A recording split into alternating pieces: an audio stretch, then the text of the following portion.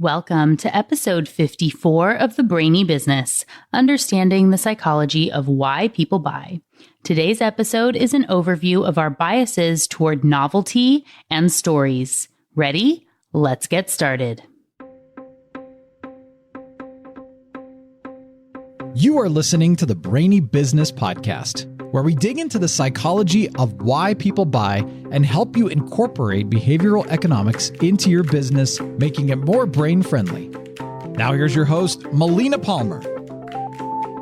Hello, everyone. My name is Melina Palmer, and I want to welcome you to the Brainy Business Podcast. Today is our last episode in the series on biases, and the last episode of the first year of the Brainy Business Podcast. Can you believe it? A whole year of behavioral economics and business. A lot has happened over this year, and I look forward to sharing that in next week's anniversary episode, including some looks behind the scenes that you haven't yet heard, so you won't want to miss that. On that episode, I will be talking about the top 10 episodes based on your downloads. It's very different since the top 10 I did at the end of the year. Also, comments from listeners, and thank you again to everyone who sent in an audio review. I look forward to sharing some of those clips in the episode. I will also share answers to some of the most common questions I get asked, my favorite episodes, which aren't necessarily in the top 10, and more. It's going to be a lot of fun, and I look forward to sharing that with you as we start what I guess is season 2. Super cool. I'm really excited. Instead of the traditional shout out today, I'm going to give a shout out to Inc.com, which if you follow me on social media or are already signed up for weekly emails from the Brainy Business, you know I am officially a weekly columnist now for Inc.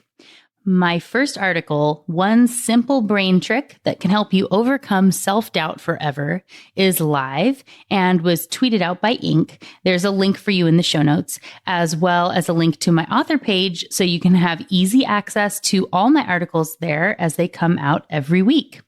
The content, as you can see, is an extension of what you've heard on the podcast with the same focus on behavioral economics and business, but as the medium is different, it's going to be a different twist and take on the content. And I'm excited to hear your thoughts and get any suggestions. If you have tips for things you'd like me to write about, definitely share those with me. You can find me on social media, Twitter, Instagram, and Facebook. You can follow and find me as The Brainy Biz. And I just want to thank everyone who commented on, liked, and shared that first article when it came out. And for those who will do so in the future, I appreciate you all and want to thank you for the part that you have played in this year-long journey that is definitely going to keep going onward and upward. Another great way to be in the know is to be on the weekly email list, which you get automatically added to when you sign up for any freebie from a show notes page of the website. The show notes for this episode can be found within the app you're listening to or by visiting thebrainybusiness.com/54. Those of you in the States can sign up by texting the word Brainy to 345-345. You'll be added to the list and get a free copy of my ebook as a thank you. All right, let's close out this series on biases by talking about our brain's penchant for novelty and story. First, I want to start off with novelty. Our brains like things that stick out or are different, and they're more likely to remember those items and add significance to them. This is called the bizarreness effect, because things that are bizarre are remembered better than more common stuff. This makes sense when you consider how the brain makes decisions. If the subconscious is constantly filtering through information and classifying millions of bits of data per second as normal, or I have a rule for that, they probably won't stand out too much when they're common, normal, and have a rule. But when you have something really different, like the 18 Snickers bars mentioned in the anchoring and adjustment episode, your brain will be more likely to think about it deeper and remember what it saw. Think about the things that stick out to you when scrolling through Instagram or what headlines you want to click on. Often something bizarre is what stands out to you. And remember, this happens for everyone. We're genetically trained to notice things that stand out, whether it's a tile facing the wrong way in a pattern or a crazy advertisement. Due to the humor effect, we're also more likely to remember funny things compared to those that are not humorous. This is very likely because it takes more cognitive processing to understand the joke than if something is not humorous. It likely also connects to the multiple associations. It's using more of the brain in the process of understanding that joke and can be triggering emotions, even those beyond humor, which increase the likelihood it will be committed deeper into memory. These two biases can be combined to incorporate puns or plays on words into advertisements or other messaging. I recently went to a restaurant with a sign promoting its summer salads, including Dawson's Greek, the notorious BBQ, and When Barry Met Salad. These are a little bizarre, a little funny. They make you feel smart when you can make the connection, which makes you happy and creates an emotional tie to the restaurant that might not have been there before. You're more likely to remember them and the meal as a result, and possibly post on social media to share the joke and nostalgia. Of course, incorporating humor into messaging is not always easy. First, you need to make sure that it's not too witty or difficult to figure out because our brains get overwhelmed and they will skip it and not deal with trying to figure out what's going on. Also, if it's not done right and it feels staged, humor can be really detrimental to any brand. So you need to use humor and bizarreness with caution to make sure they stand out in the right way. Also note that bizarre does not mean it has to be weird or crazy. As I said, anything that looks off or different can draw our attention. A pattern that is slightly off in one spot, or a blue strawberry, or a green horse can all make our brains stop for a second to ponder, which can often be all you need to get someone to take a little closer look at what you're putting out in the world, which increases leads and conversions and is just great all the way around. And know that due to pareidolia, our brains are primed to see faces in pretty much everything.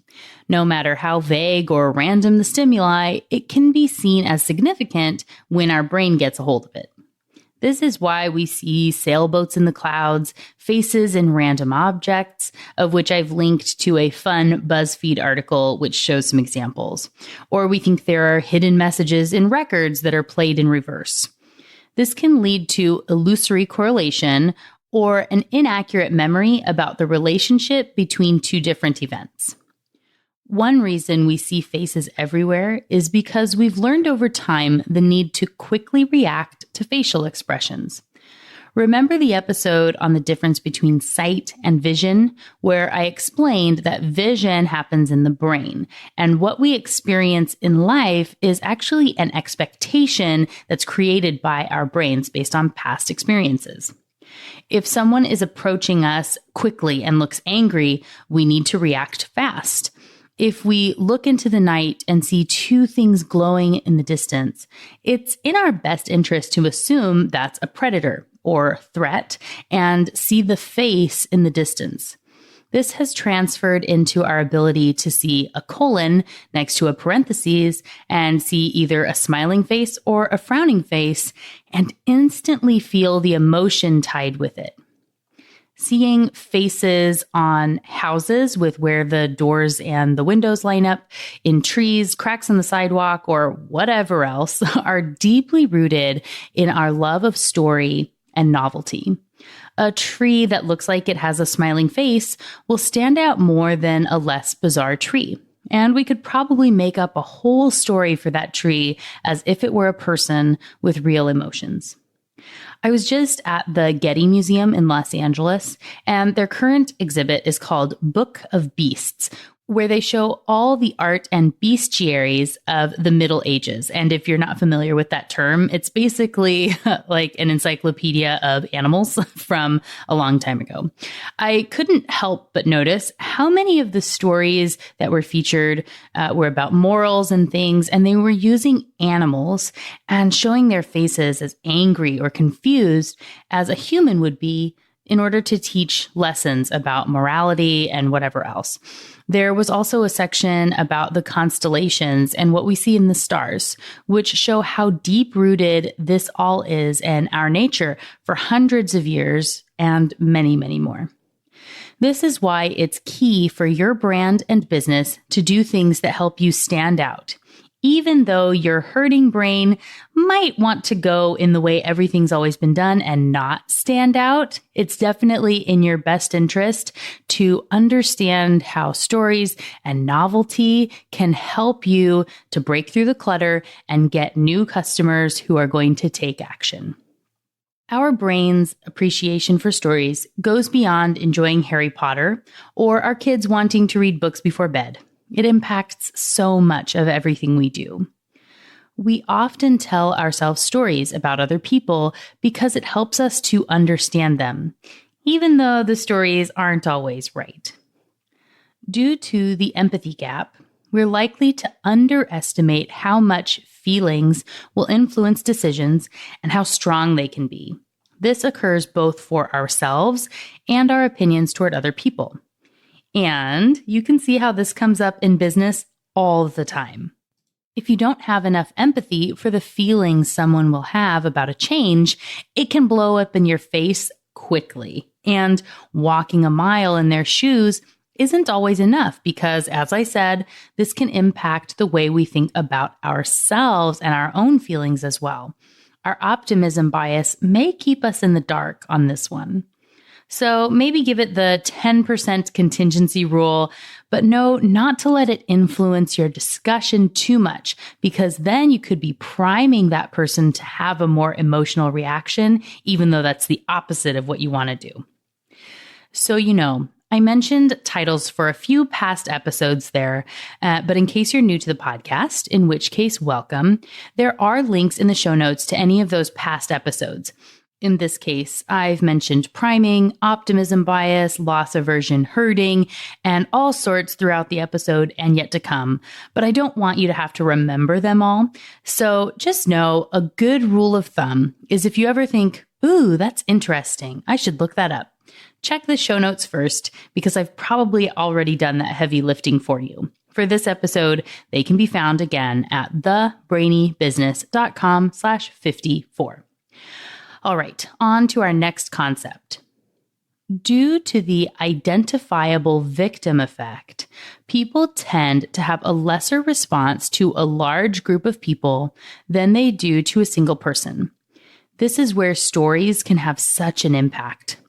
Saying there are millions of children starving in Uganda is not the same as introducing a single child. You've seen the commercials. This is a Kiki. He's 6 years old and is up before sunrise every morning to walk 3 miles to the river to get water and hopefully a small fish for the family of 7 to share. It's even harder to focus at school on an empty stomach, so he hopes the grumbles will not follow him all day long. For just 10 cents a day, you could help a Kiki and his family to have a new life. You get the picture, right? And you probably created an image of a Kiki in your head. Why didn't you see millions of Akikis in the first explanation? It's because of this bias. Now, how do you apply this to your business? Consider every networking event or interaction pretty much ever where people say, "What do you do?" and you feel inclined to give a really generic answer. Don't. Giving a specific story can help them form a picture in their brain, which means they're more likely to remember you in the future, and they'll just remember a general story about what you do. Remember a Kiki to understand that specifics make the story, and stories are relatable, and relating is how people remember.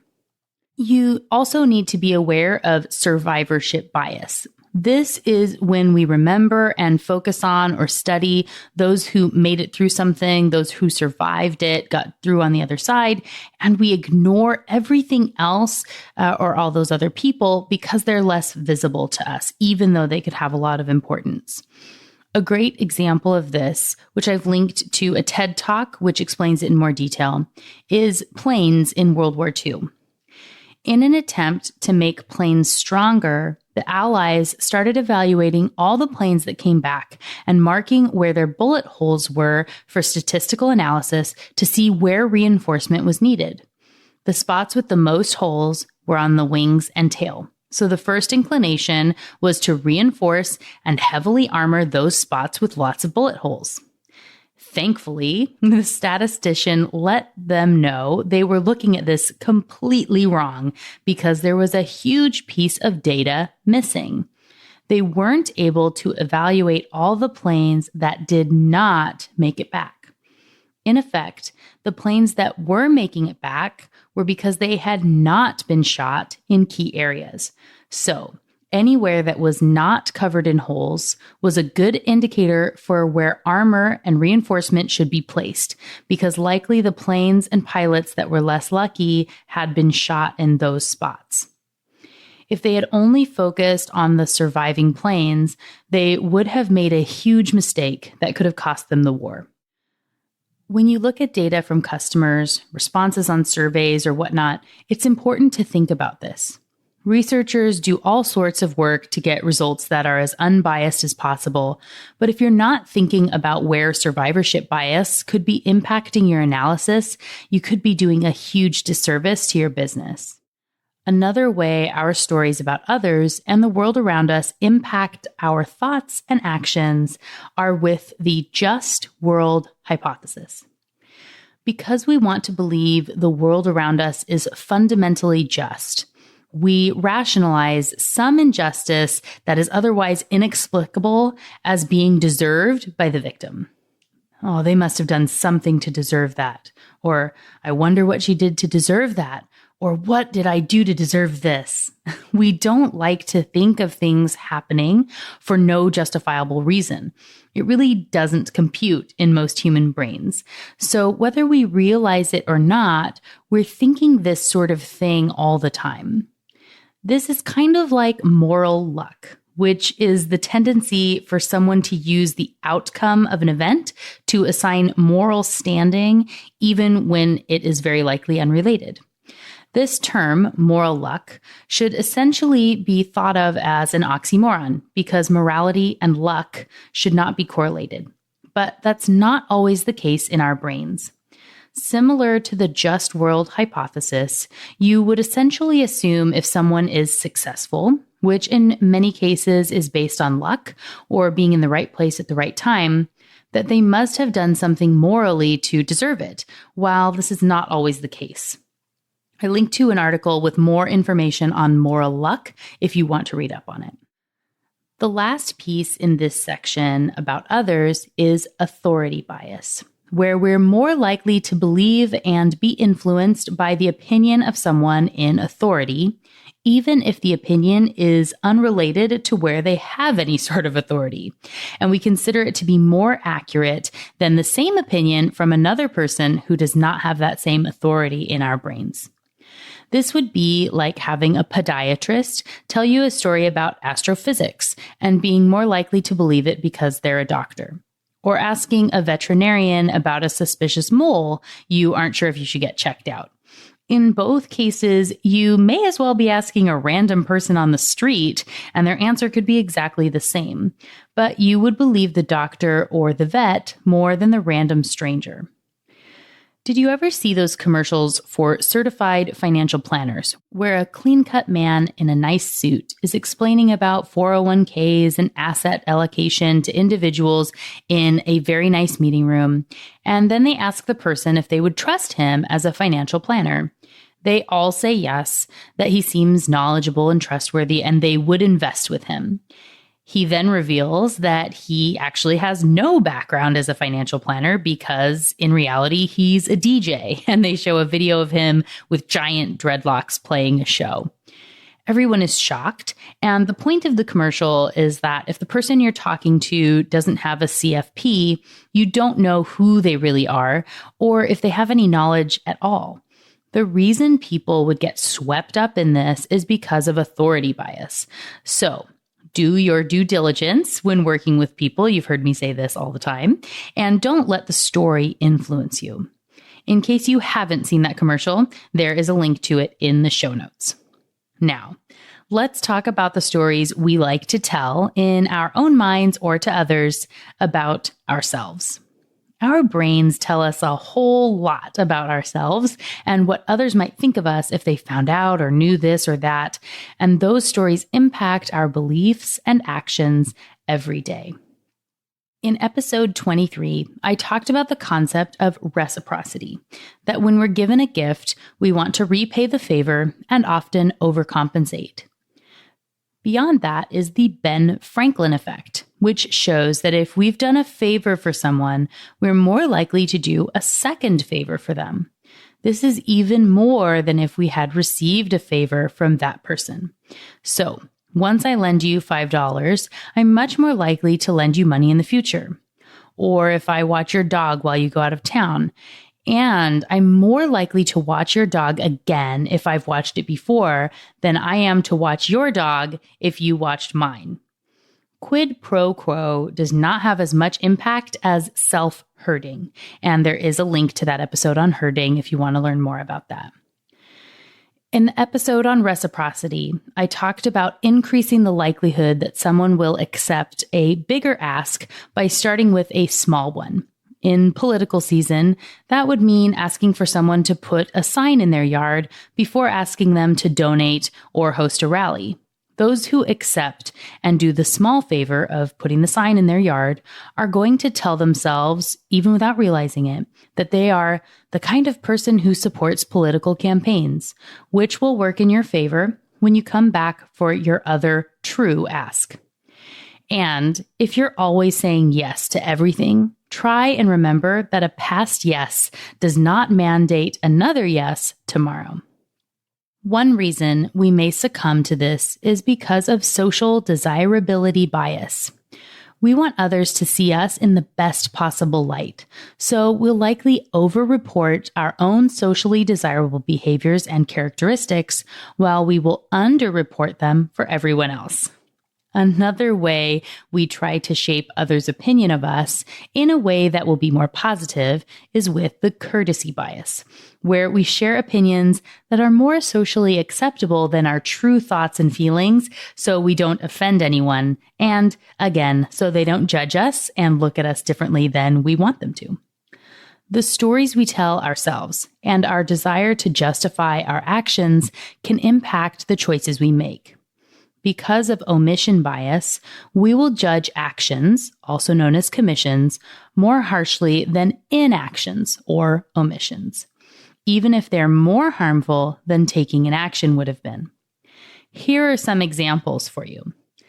If you sell someone a car that you know has bad brakes or brakes that are about to go out and you lie about it, is it the same, better, or worse than not saying anything? Hey, they didn't ask, you may say. But lying by omission is just as bad as outright lying, even if your brain doesn't want to think so. Another moral question that could come up here would be if you're competing with someone for a promotion and you go out to dinner the night before. You know they're allergic to peanuts and knowingly recommend they order something cooked in peanut oil.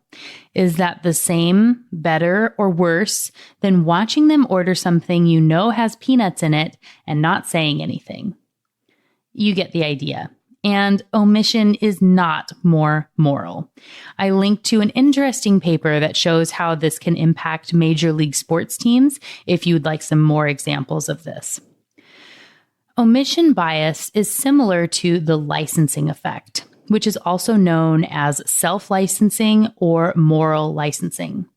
I mentioned this briefly in a previous episode in the series, but this is the backfiring effect that when we've done something good, we're more likely to allow ourselves to do something bad.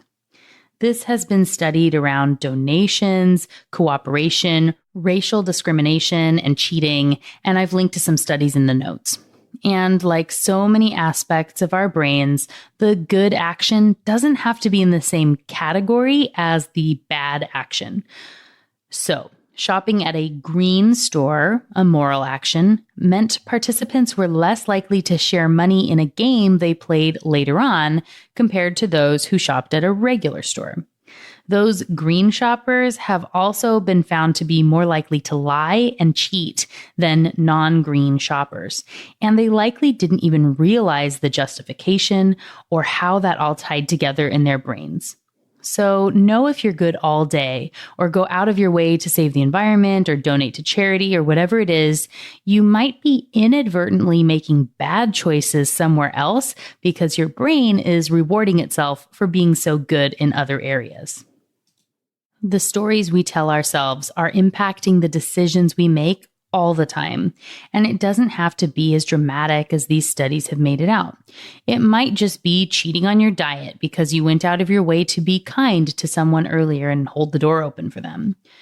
With all of these, once you've considered how this impacts you and your own life, think about how it impacts the opinions others have about you, the stories they tell themselves, and think about what that means for people you're doing business with, both coworkers and customers. You will not be able to change these biases. They're ingrained in who we are as a species. Instead, think about how understanding them can help you to make better decisions and how you can set up systems that work with the biases to help others do better as well, even if they don't realize it and can't thank you outright for what you've done. I really hope you enjoyed this 8-part series on all the biases, where we talked about our biases toward ourselves, the way we think about individuals and groups, our memories, the way our present and future don't always line up, selective attention, why math is hard, lazy brains, and this final episode on novelty and stories. There are links to all those past episodes in the show notes in case you missed any of them or just want to revisit. And please come follow me on social media, where you can find me as The Brainy Biz on Twitter, Facebook, and Instagram to let me know your favorite biases or favorite episodes from this series and the whole year. I can't wait to chat with you there, and thank you for listening, subscribing, rating, reviewing, and sharing the podcast over this first year. I appreciate you all and look forward to making this next year of episodes even better than the first 54. And just like that, episode 54 on novelty and story biases, the entire series on all the biases, and the first full year of the Brainy Business Podcast is done. Next week is the anniversary episode where we will talk about highlights from the last year, including some audio messages from listeners like you. It's going to be a lot of fun. I know I can't wait. You won't want to miss it. Until then, thanks again for listening and learning with me. And remember to be thoughtful. Thank you for listening to the Brainy Business Podcast. Melina offers virtual strategy sessions, workshops, and other services to help businesses be more brain-friendly. For more free resources, visit thebrainybusiness.com.